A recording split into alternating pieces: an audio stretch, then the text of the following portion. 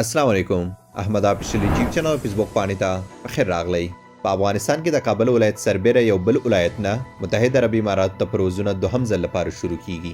نو په دې ویډیو کې به تاسو خبر شئ چې دا پروازونه د کوم ولایت څخه شروع کیږي، په اونۍ کې به څو پروازې کیږي او کومو کسانو ته به په دې کې د سفر کولو اجازه ورکړی شي.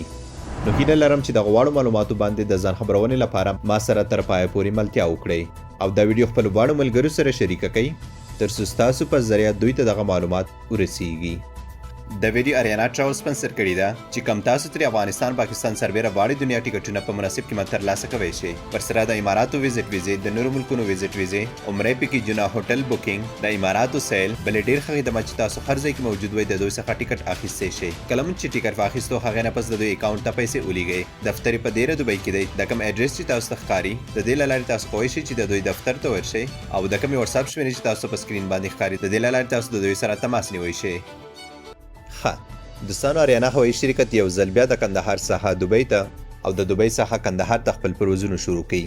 کوم چې به د دې میاشتې 15 تاریخ د کندهار څخه دوبۍ ته پرواز کیږي او په 14 تاریخ به د دوبۍ څخه کندهار ته کیږي. د به په اونۍ کې یو پرواز وي کوم چې به هره یکشنبه کیږي. د کې هغه ملګري سفر کوی شي کوم چاته چې سیستم کې شین نښان ورکوي کیږي. مقصد دا چې کوم ویب سایټ تاسو په سکرین باندې ښکاري د کې به خپل ځان چیک کوئ. که چیرې کوم چاته شین نښان ورکړی شو نو دوی کولی شي چې اریانا هوایي شرکت سره د کندهار څخه دوبۍ ته پرواز وکړي. خو کوم چا چې د دوبۍ ویزې دي د شین نښان سره باید دوی د دوبۍ جوازاتو اپروول ولري. کوم چې د دغه اپروول اخیستلو لپاره به انلاین رجسټریشن کوي. کلم چې تا رجسټریشن وکړو نو هغې نه پس تاسو ته اپروول درکوی کیږي، کوم چې نن سبا وخت کې ډېر کمو کسانو ته ورکوی کیږي. او بل هغه ملګري کوم چا باندې چې په وطن کې 6 میاشتو څخه زیات وخت تیر شوی و یا د دوی ویزو کې ختم شوی و، دوی هم کولی شي چې کندهار څخه دوبۍ ته اریانا هوایي شرکت سره سفر وکړي. د غواړ سربیره به د کرونا وایرس ټیسټ هم کوي کوم چې نن سبا وخت کې کندهار کې په اسانۍ سره کیږي.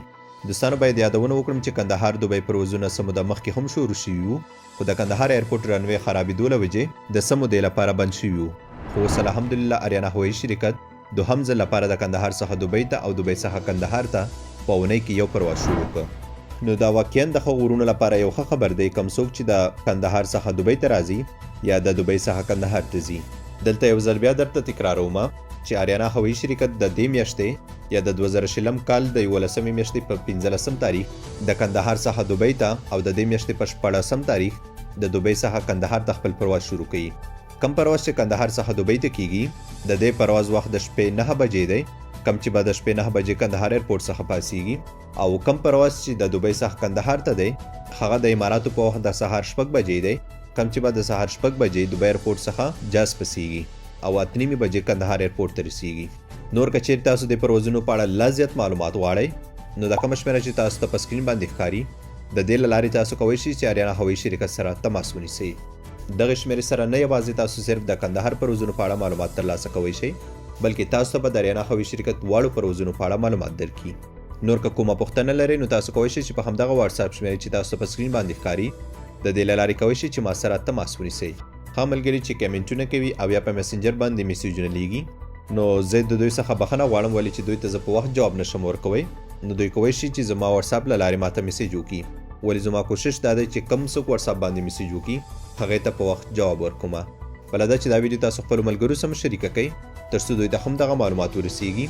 او که چیرې تاسو احمد آفیشل یوټیوب چینل ته نیوئ د ضرور سره ضرور سبسکرایب کړئ. که چیرې فیسبوک پاڼې ته نیوئ نو دا ضرور در سره لایک او فالو کړئ. نور مو په لاس سپارم. د الله په امان.